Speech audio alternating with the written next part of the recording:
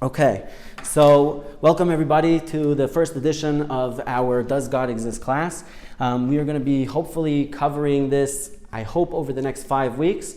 If it takes us a little longer, that's okay. The main purpose of this course is to basically go through the material together and investigate the evidence for ourselves, see it firsthand, not just have heard it from somewhere else, but to see it firsthand. So we're going to go through 7 categories of evidence for belief in God, 7 categories of evidence that demonstrate that there is a God, and then in addition to that, another 7 categories of evidence for Torah from Sinai, which means also that there is a God. Because if God gave the Torah to the Jewish people at Sinai, that means there was a God to have given the Torah at Sinai. So in theory, we're going through 14 categories of evidence that God exists, 7 of which will be based on the idea that the Jewish people were made a covenant with God, that He gave us the Torah, and that Judaism is correct. So we're going to be basically answering the 2 questions: does God exist? And if there is a God, how do we know that it's the Jewish God? How do we know that it's the Jewish version of God? So those are the 2 topics that we're going to discuss. So before we jump right into the evidence, what we're going to do is we're going to take a little bit of time to explain why we need to know this and a couple of the prerequisites that we're going to need to know in order to go into the evidence. So there's certain things certain introductions that we need to know. Like any good Jewish class, they don't just start telling you these are the laws, but they tell you, well, the Torah says X, Y, Z, and therefore the rabbis came along and they explained it like this, and that's why we do this, and that's how we came to the law. There's always an explanation, there's a reason, there's some kind of an introduction that we need to do, hakdama. So we're going to, B'ezrat Hashem, go through some of these hakdamot, some of these introductions to understand some foundational concepts that then once we have these, we'll be able to investigate the evidence and know it very well.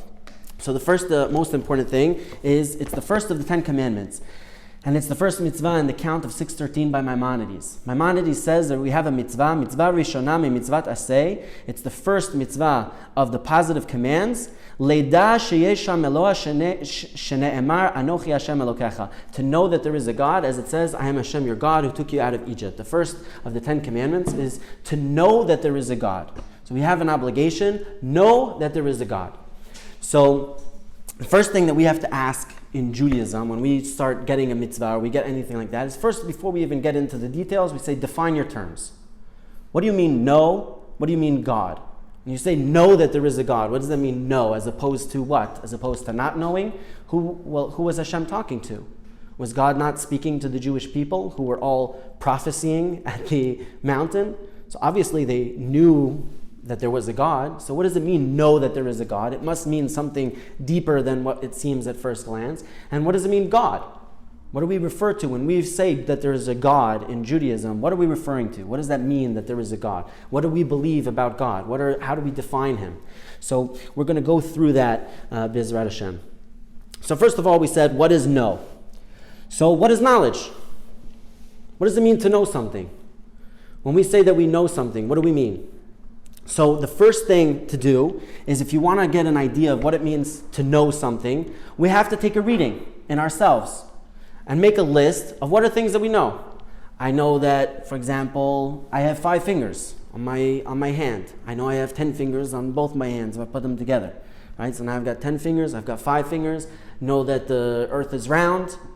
We know that the sun comes up in the morning. What else? What else do we know? Get some audience participation. Some of us are men. Some of us are women. Okay, so we know that some of us are born men. Some of us are born women. What else? What else do we know? I know I'm a man. I know I'm a woman. What else do we know? The state we live in, the city we live in. I know the state that I live in. I know the city I live in.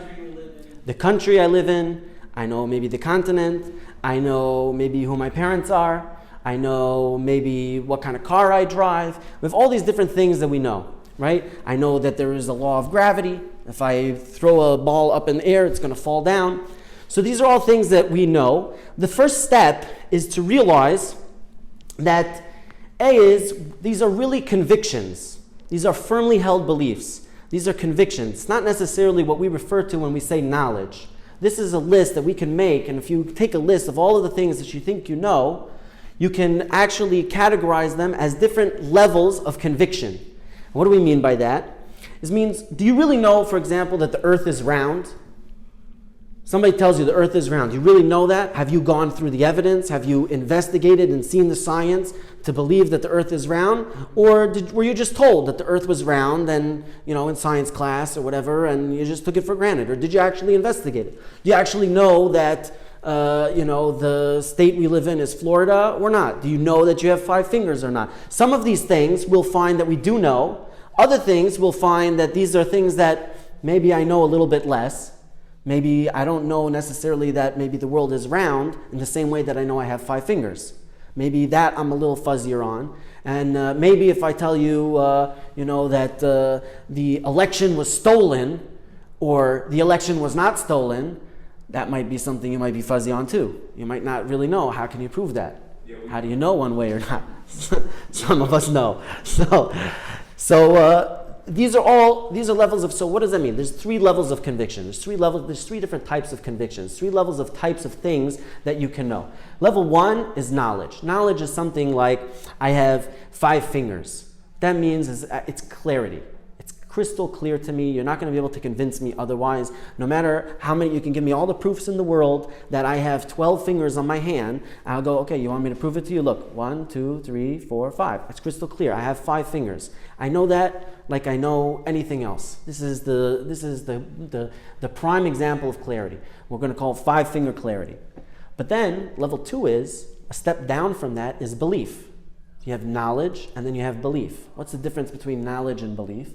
Belief means it's maybe not something that's crystal clear like my 5 fingers, but I have reason to believe it. I've investigated the evidence, and all of the evidence points to this idea, points to this truth, points to this fact, and I have enough evidence to now live my life based on that conviction. I can now take that evidence and live my life like that. So for example, somebody might not necessarily have gone through all of the evidence of the world is round, but maybe somebody did. If somebody went through the evidence and they understand that it has to be that the world is round scientifically, and now they believe that the world is round, they can now live their life that the world is round. They can now go on through their life and feel comfortable that no matter how many proofs you give me, I saw there's on YouTube these people that they want to prove that the world is flat. So, when you see somebody come like that, you're not like shocked or scared. Oh no, the world is flat. You're like, this is fascinating. This is good comedy. I want to see this. I want to see what they say. What is their proof that the world is flat? You want to see it, but you're not worried about taking a boat and going across the ocean because you're not afraid you're going to fall off, right? So that's the idea of belief. You have reason. You've investigated the evidence. You've looked at the evidence, and you have reason to believe that this is truth. And we're going to fine-tune all of these in a moment. The third level, which is the lowest level of knowledge, is faith. Faith means you didn't go through the evidence yourself. You heard it from somebody else. They say that the world is round. Well, who's they? What do you say? They say that the Russians are hacking our voting, that the Russians are hacking our computers and hacking our social media, whatever. Well, who's they? What do you say? How do you know that? Did you investigate the evidence? Did you do that? Well, they say that the election was stolen from Trump. Was it stolen? Did you go through the evidence? Maybe, could be. But until you go through the evidence, you can't say that you believe it. You're taking it on faith. Until you've gone through the evidence of something, you're just taking it on faith. You're accepting something to be true without really investigating. So step 3 is, you have to be able to sort out your convictions. It would be beneficial for one to know, what are things that I have 5-finger clarity on? What are the things that I strongly know, that these are things that it's super clear to me? What are things that I believe? I've investigated the evidence, but if you brought me other evidence, I'd be willing to look at it, and maybe you could sway me the other direction. 5 fingers, you're never going to sway me that I don't have 5 fingers. But maybe one of these, flat earthers, maybe they're going to bring sufficient evidence to prove that the world is a square. I don't know. Maybe. Right? I'm open to discussion. Probably, I don't believe that they will, but I'm not afraid to look at the evidence. And if there was enough evidence, I'm open-minded and honest enough to say that if they would be able to prove to me definitively, that I would look at the evidence. I would believe it, right? And then but faith is now a step down. Things that you just took on faith, it's definitely beneficial to know what are the things that you just took on faith. Don't live your life on faith. Don't live your life going through everything. Oh well, they told me that the right just wants to destroy my life, or the left just wants to destroy my life. Maybe investigate that. Maybe investigate that. How many people do you know who voted Trump, and how many people do you know that voted Biden? Are they really such terrible people? Maybe not. Maybe they just disagree with you on approach to certain things. Not everybody, so don't take things on faith just because you heard somebody once said, it's like with the COVID vaccine, I've met more people now that are professional doctors than I've ever met before in my life. Everybody seems to know everything about the veracity of the vaccine claims, or their ability to work or not work. Everybody seems to know everything. Why? Because I saw my cousin's yoga instructor on Facebook posted something about that the vaccine works or that it doesn't work. Who said? Did you look into it? Look into it. Look into the data. So that's faith. You have to be able to sort those things out. So B of this is knowledge. Knowledge is something that's intuitive perception. That's something you have to see it for yourself. It's so clear to you, like we said, the 5 fingers, that you have to be crazy to believe that it's anything but true. To convince me that I have 12 fingers, for God to walk around and tell you I've got 12 fingers on my hand, you say this guy is a nut. It's so clear to everybody that he has 5 fingers. It's something that you might not be able to necessarily articulate it, this truth, but it would be ridiculous for you to believe anything different. That's knowledge. But C of this is belief. Belief means that there are questions, as we said, there are questions about it, but I have enough. I may not know all of the answers to it. Belief could be something that I might have questions, but have enough evidence to believe that it's true. For example, recently I just saw somebody sent me a video of they did a thing, I think on like 60 Minutes, where they interviewed some, I guess like ex-pilots in the Air Force and some other people that worked in the Pentagon whose job was to investigate UFOs.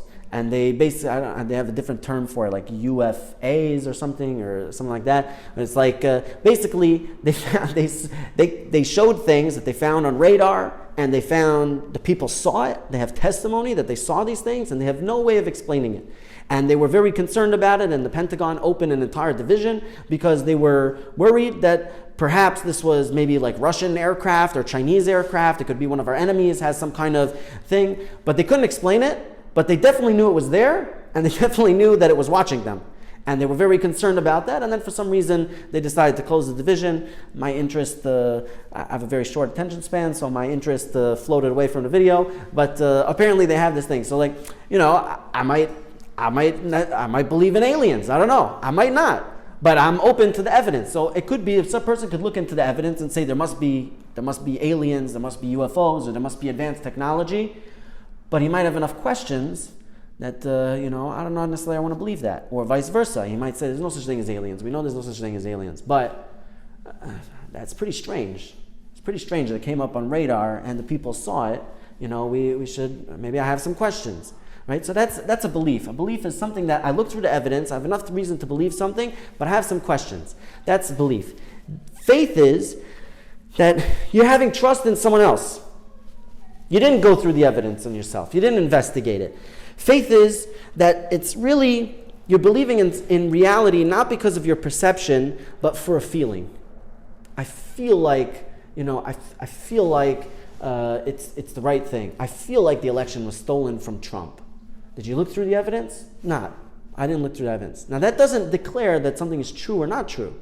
It just means you didn't go through the effort to investigate if it's true. You could believe something on faith and it could come out true. You could believe something on faith and it could be totally not true. People live a lot of their life based on faith, and it's a tragedy. It's a tragedy to live your life with and take very heartfelt opinions and strong opinions that you get in fights and get emotional over, and you didn't even take the time to investigate is what you quote unquote believe, is it even true? So you have to take that step of doing the investigation. So that's faith. Faith is something that you didn't investigate. So step number 4 is, an example of this would be when you're angry. When you get angry, you get riled up, you know you're angry. You don't need someone else to give you proofs or evidence to tell you you're angry. You know you're angry. You may not be able to articulate it, but you can feel that emotion. You feel yourself getting riled up. You know you're angry. Somebody else, now if Paul, for example, starts getting angry and I see his skin starts getting red in the face and he starts like growling and and I said something to him that was not nice, 5 seconds before he started doing that, I might have sufficient evidence to believe that he is angry. But do I know it the same way as I know when I am myself angry?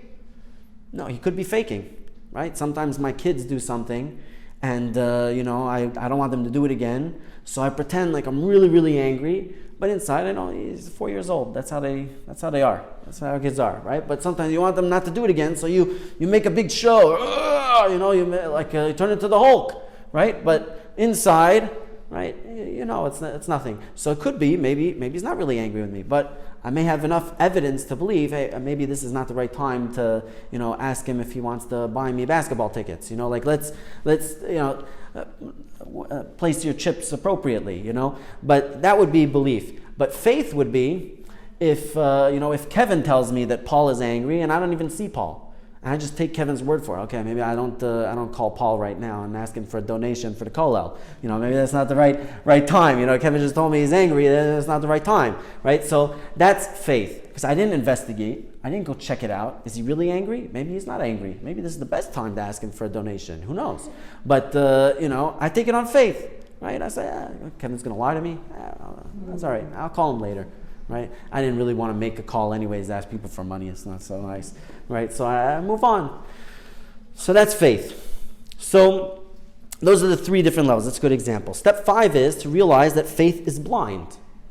Faith is not reality. Faith is not based on reality. Faith is basically, for lack of a better term, it's laziness. Faith is laziness. Somebody told you something, you didn't want to do the work of checking it out. Somebody told you the world is round. Did you ever actually go and investigate? Is the world really round? Maybe it doesn't matter enough to you to look into it. That could be. But, I have my wife has like I don't know if you remember, if it was a friend or her cousin. Somebody used to tell her that 9/11 was a hoax, that the whole thing was it's a conspiracy theory. Somebody told her that. And it sounds like they sincerely believe that, they sincerely believe that it's a hoax, So I didn't go through the evidence to show that, but I have enough evidence to believe that it's real, First of all, I was pulled out of school. I remember when it happened. I was in 5th grade, I think, at the time. I was pulled out of school, and I remember that it was all over the news. I know that there was a giant building in New York that's no longer there, and there's big, a lot of people, there were a lot of eyewitnesses that were there. It would be pretty hard to fake the whole thing. That's enough evidence for me to believe, but did I actually go and investigate all the evidence, to the contrary? No. I didn't invest, so I might have questions, but that's enough already that I would say that's a level of belief. But faith is, it's just laziness. It's just, he said, they say. Well, who's they? You hear that all the time. They say that, you're allowed to do X, Y, Z on Shabbat. Well, how do you know? Did you look into it? Are you allowed to do that on Shabbat or not? If you didn't look into it, why are you saying that you can do that? Well, they say. Well, who's they? What do you say? Did you look at the evidence? What do you say? Look at the evidence yourself. God gave us the ability to think and to look and to investigate on our own. So Judaism is against faith. We are not for faith. That's why it says God commanded us to know. Har'eta ladat, you were shown to know, knowledge. We were given a mitzvah, Anochi Hashem Elokecha, which the Rambam Maimonides says is the mitzvah to know. Yediyah, to know that there is a God. He does not use the word faith. There is a word in Hebrew for faith, and we'll see belief is really emunah, and then there's different levels of emunah. If you look through the Navi, sometimes it uses a term for emunah, which means belief in a positive way, and sometimes it uses emunah in a negative way. Sometimes it says people have a torn emunah. They have an emunah it's faith. That's how you describe it. It's blind faith, right? They take it on faith. I once had a plane ride. I was flying back from Israel, and I had the great honor of sitting next to somebody who was on one of these like a missions, I guess, it was a Christian group, and they were coming back from Israel. And I sat next to this guy, and I was fresh out of yeshiva, so I was studying the Talmud. And he looks over and he sees me reading this book in Hebrew. And I got my kippah on and everything, so I'm trying very hard not to get pulled into a discussion. But he turns over and he says, "Are you studying the Bible?" So I was polite. I said, "No, I'm studying the Talmud." He says, "Oh, okay." And then I go back to my book. I'm trying to avoid the conversation, but he keeps trying to pull me in. So after a while, I realized I'm not getting out of this conversation. So I closed the book and I tell him, okay, where we are. He's on this beautiful trip. They just came back from touring, all these things. They had a really good time. And he starts asking me, what do you Jews believe about Jesus? And what do you believe about this? And all these things. I'm answering his questions. He's got a lot of very wonderful questions, sincere questions. So then at the end, I figured, he asked me 1,000 questions. I get at least one, right? So I told him, I have one question for you. I said, I never understood a lot of things in your religion. I don't understand, but some of them, I get it. But one thing I never understood. I said, how do you explain this idea of the Trinity? The Christians believe, or at least some of them, I guess. I don't know if all of them believe, but Christians believe in this thing that there's like a Father, a Mother, or a Holy Ghost, and the Son. So there's like there's like the Mommy God, the Abba God, and the Baby God. And they all come together and they form one. So I said, I don't get it. Are you monotheists? Do you believe in one God? Or do you believe in multiple gods? Is there 3 gods or is there one? I don't understand that. So he told me it's 3 that's one. So I said, okay, but I took mathematics. 3 if it equals 1 gets me an F on my exam, right? It doesn't work that way. So what does that mean that 3 is 1? So he told me, I don't know, but I have faith. So that's the exact example what Judaism is against. We're against taking something by faith. Now, that guy that took it by faith, there's nothing wrong with him for doing that. That's the way he was brought up. That's what he investigated. But for us in Judaism, we believe that we're required to know. So in the beginning, we teach our kids, and maybe they don't know. Maybe we don't go into the evidence of God when they're 5-year-old. We train them, they grow up, but at a certain point in life, everybody is obligated as part of the mitzvah to know that there is a God, to go through the evidence. You have to investigate and find something for yourself that proves to you that there is a God. You have to really believe it. Otherwise, why are you doing it? Could live your whole life. Could the community is good. Okay, maybe. Well, but our communities has, unfortunately, a lot of problems too. Who says our community is any better than any other community? Well, the kids look cute when they go to school. They wear the nice little uniform with the tzitzis and the yarmulke. Okay, maybe they would look cute in a hijab. Who knows? Who said that that's what, because you decided that's cute. If you were in the UAE, now we got a Jewish community in the UAE, so maybe they would think it's cute, they go in like a Galabeya or something, who knows? So that's not, you have to investigate and know. That's what we're going through all of this, is we have to know. So step 6 is, an example of belief would be the check cashing business. I have a friend in New York that was his job. He worked in the check cashing business. I don't know if everybody here is familiar with the way it works, but basically what it is they cash your checks based on their belief in you. They go and they check you out. They ask you some questions. I don't know if they pull a credit report. I don't know if they necessarily do that, but they basically ask a bunch of questions about your income, about your job. They try to find out a little bit about you, and then they cash your check early. They give you the money before, I guess, your check is good. And then they basically give you the money. So now they're doing this on belief. They believe in you based on the evidence that they looked into, but they don't know it for sure. This is not 5-finger clarity. They don't know intuitively that you're going to pay them back. But they see his bank accounts, and it's not faith because it's not just taking your word for it. They did some cursory investigation. There was some evidence, there was some questions. Like when you go to get a loan, getting a loan is almost like 5-finger clarity these days. I don't know if anybody's tried to get a loan recently, but they really go through your last 2 tax returns and they want to see everything, and they explain every transaction on your last 2 months on your bank statement, or I don't know, maybe that's just me. But it was a really, really difficult process going through. They wanted to know every paper, everything that I would never have saved, if not that I knew that I would have to get a loan one day. I had to show everything and documentation of the transactions, how I had this money coming in and that money coming in. one thing I learned, don't ever do any more transactions in cash. Everything should have a paper trail. But basically, when they give you a loan, they don't know for sure you're going to pay them. Unfortunately, we know very well from 2007, 2008 that a lot of people sometimes get into situations where they're not able to pay back their loans.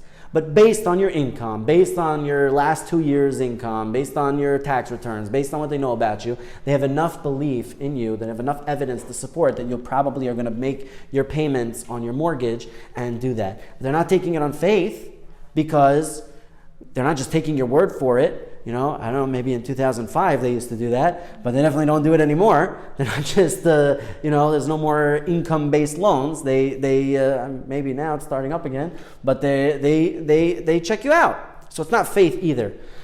So that's step 6. Step 7 is knowledge. Knowledge is more than clarity, but clarity is not enough.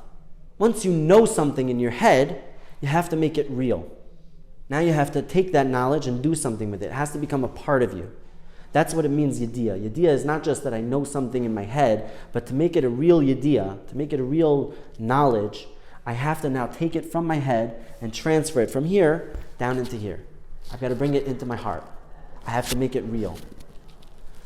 So 8 is understanding that making something real is a lot of work. You can come to the kollel and come to all the classes in the world and hear how important God is and how important Shabbat is and how important kosher is or tzniut or Torah learning or this or that or this or that.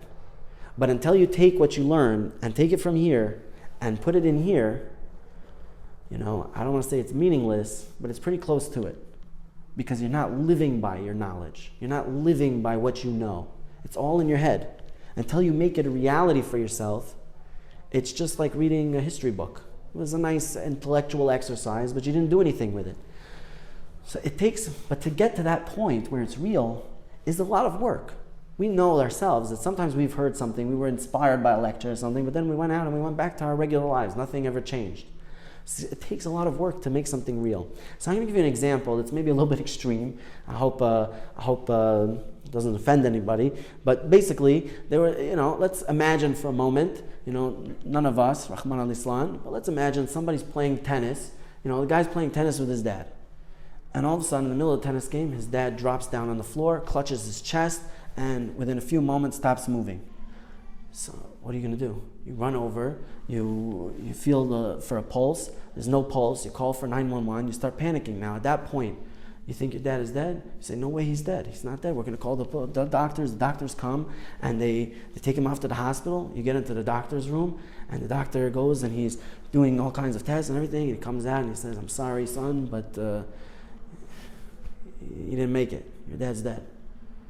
Now at that point, what's the first thing that you start saying? You said, no way. There's no way. I was just playing tennis with him 2 hours ago. I was just talking to him 2 hours ago. He said, there's no way. I said, but then you realize, well, a lot of people die very fast, right? Death is something that happens sometimes in a moment. It's not always dragged out over months and months of sickness. Sometimes somebody can just, like that.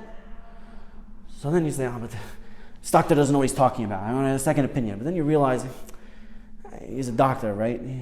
He must know what he's talking about, right? He got trained. He knows how to be able to tell if somebody's dead. So then you start thinking, it's just a joke. This is all just a practical joke. Then you start realizing, you're in the hospital. The doctor is not going to have a very successful practice if he starts playing practical jokes like this on people. So then what happens? Unfortunately, you have to take the body and you have to call the rabbi and you start preparing for the burial. And then what happens when people get to the burial? Then they lower the body down. And what happens immediately when they lower the body down into the ground? The family sitting there in the front row, you start hearing them scream and cry. I said, what happened? Why are they screaming and crying? They knew he was dead. They knew the guy was dead already. So why are they all of a sudden crying again? Because the emotional realization of seeing a body lowered into the ground, it makes it real. It takes it to the next level. And then they have a rule in Judaism, we have a custom that somebody whose parent never died, he doesn't cover the body. We don't throw the dirt on the body. We don't watch the body go down into the ground. We let other people do that. Somebody whose parent never died, they want that the first reaction should be for your parent. That when your parent goes into the ground, it should hit you with such an emotional punch that it should hit you. So for example, unfortunately, I've been to a few funerals, my uncle included, and when it got to the point where they're going to start lowering the body into the ground, I had to move away. I had to go to the other spot and stand at a distance so I couldn't actually see it. So I was standing behind the crowd because, thank God, both my parents are still alive. I didn't want to see them go down first into the, I hope I should never have to see it, but that should be the first realization, is to see a person's parent go into the ground. So in the same way, when you see that and it becomes like a real, so what was going on that whole time? All of those steps along the way, it was obvious that the person died from the moment that, I don't know, maybe you could claim in the tennis court, maybe you didn't know he was dead. But once he got on the paramedics and the paramedics told him, he's not there, and the doctor told you he's not there anymore, you knew he was dead. So what's all these things? Those are feelings. Those are emotions. So watch out for feelings. Watch out for feelings. And if you see something that intellectually is true, realize that it's true. Realize that now you've got to make it real. So hopefully, we went through this exercise just to show you that there are sometimes that something that you can know so clearly, but when it's happening to you, right, the onlooker who's seeing this whole thing, from the moment the guy fell on the tennis court, he knew this guy is not there anymore. But for you going through the process, you don't want it to be true. And since you don't want it to be true, you find a hard time believing it to the point of making it real. So you're fighting that truth the whole time. So that's the idea of now you got to make it real. It takes work and it's a hard thing to do. Okay, we're just going to do one last piece here, and then we're going to finish up for today, which is, that's what we mean by knowledge, that's what we mean by belief, and that's what we mean by faith. So hopefully, I think we've gone through it enough. I think it's clear what we mean by knowledge. There should be 5-finger clarity. Belief means you went through the evidence and you have sufficient reason to believe, but there might be some questions. You might not have the answers to every single thing, but you have enough evidence to live your life by that conviction. And faith is something that you just took it at someone's word. So now we're going to go through the next step here, which is, what do we mean by God? We said, know that there is a God. So that's the mitzvah. Know that there is a God. Well, what do we mean by God? What is the Jewish version of God? So in Judaism, we say that the definition of God is threefold. There's 3 parts to our understanding and our belief in God. A of this is He is a creator. Creator means yesh me'ayin. He created something from nothing. Before God created the world, there was nothing in existence. It's not like creating a table where somebody takes wood and puts it together in a form. It's not like clay where a person molds the clay into... There was nothing. And He created out of nothing. That's the Jewish belief, is we believe that God created yesh me'ayin. He creates out of nothing. B of this is He's a sustainer, which means He keeps it going. He's a creator, He makes it out of nothing, and He sustains it. He keeps it going. If God for one moment would decide to cease to keep the world going, it could not sustain on its own. It needs God's constant infusion of life, constant infusion of being, constantly making this world exist in order for it to exist. If God for one moment would change His will that the world should not exist, it would cease to exist immediately. We would no longer be here. So it's not like God created a world and left it. But God creates the world from nothing, and He's constantly involved in creating it. He's constantly sustaining it, keeping it going. And C of this is supervisor. God is a mashgiach. He is a supervisor. What does that mean? That means that He runs the world. No accidents. Nothing happens in this world by mistake. Everything happens by divine will.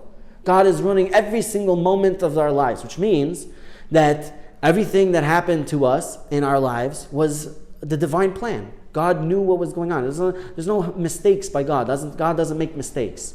He doesn't do anything by accident. Nothing just happens. There's no coincidence. Everything that happens comes from God, constantly. So 2 of this is, prayer is a request. So we're going to end on this idea and go into the Q&A, which for those of you who are not watching us live, you'll have to come live to get the Q&A. But prayer is a request. So what is prayer? Prayer is you're requesting something from the Almighty. So I want to just end this idea with the Atheist's Prayer. Has anyone here ever heard of the Atheist Prayer?